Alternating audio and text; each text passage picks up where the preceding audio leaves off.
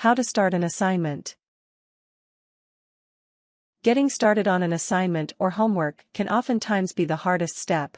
Putting off the assignment can make the problem worse, reducing the time you have to complete the task and increasing stress. By learning how to get started and overcome the urge to procrastinate, you can get your assignments done on schedule and with less stress, opening up more free time. Method 1: Restructuring your assignment. 1. Tackle the most enjoyable parts first.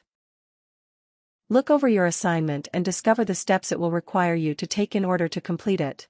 Find the most appealing and personally interesting steps and work on those first. By doing the parts of your assignment that you like the most, you will be more inclined to get started and see the rewards of working rather than procrastinating. For example, you might research areas of a report that you find most interesting before moving on to other areas.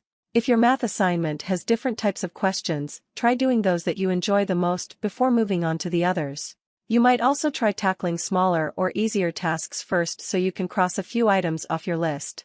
Seeing that you've already made progress may help you feel motivated to continue. 2. Start working for 5 minutes.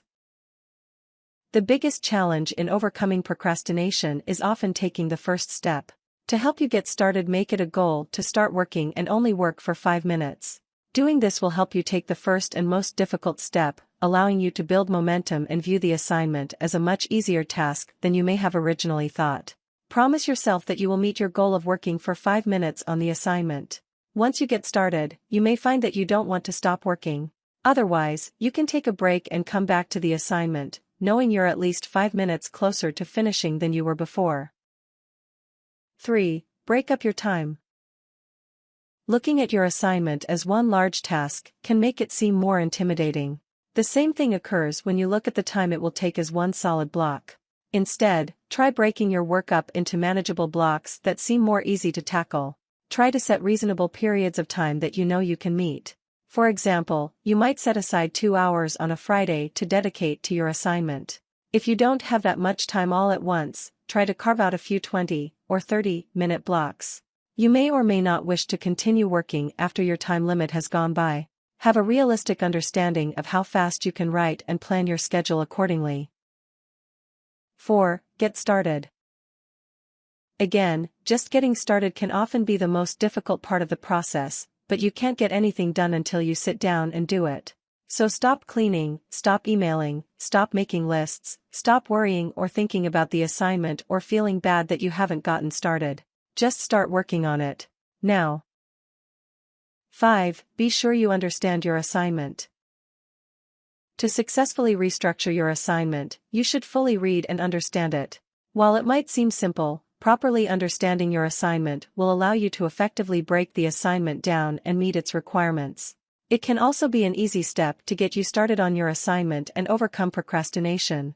It can help to read the assignment as soon as you get it and then ask any questions you might have. If you're not sure if you understand the assignment, try rewriting it in your own words or explaining it to someone else. If you find you can't or have a lot of questions, you may need more information. You should have an overview of the assignment, understand the main task, and understand the technical and stylistic requirements. Look for important words in the instructions to understand the assignment. These words might include define, explain, compare, relate, or prove. Keep your audience in mind and write a paper that would best deliver information to them. 6. Make sure your goals are manageable. Most assignments can seem like a lot of work when viewed as a whole. Viewing your assignment in this way can make it seem daunting and difficult to complete, resulting in procrastination. Try breaking the assignment down into smaller goals that you know you can achieve to make it seem more manageable right now. Goals that are too big or not well defined can be difficult to start working towards. Smaller and well-defined goals can seem easier to achieve than larger ones. For example, you could break a research paper down into several smaller tasks. 1. Do preliminary research. 2. Write an outline. 3. Draft an introduction. 4. Draft body paragraphs. 5. Write conclusion. 6. Revise.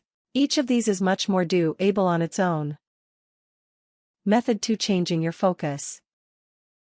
1. Change your mood.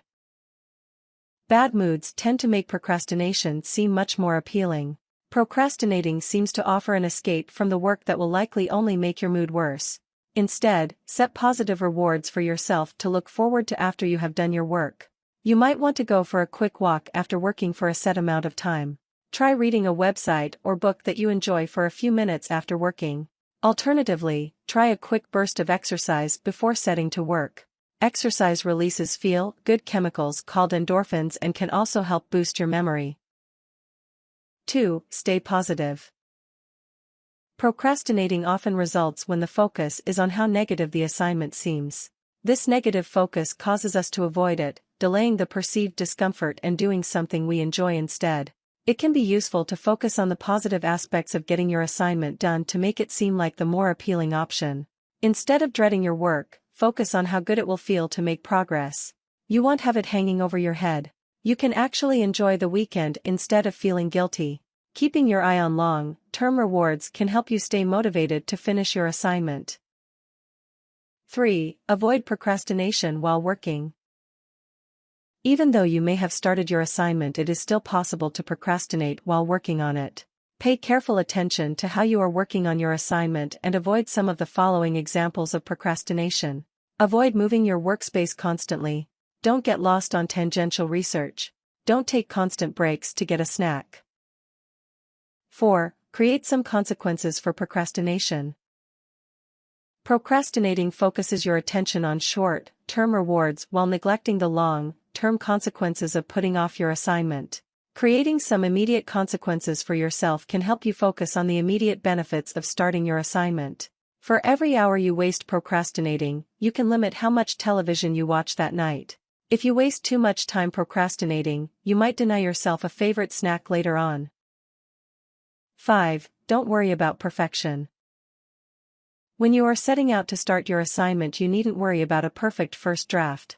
Producing a perfect assignment on the first draft can make the assignment feel more overwhelming than it needs to be. The goal when starting your assignment is to simply begin the process. You can always come back later on after you begin and refine your assignment.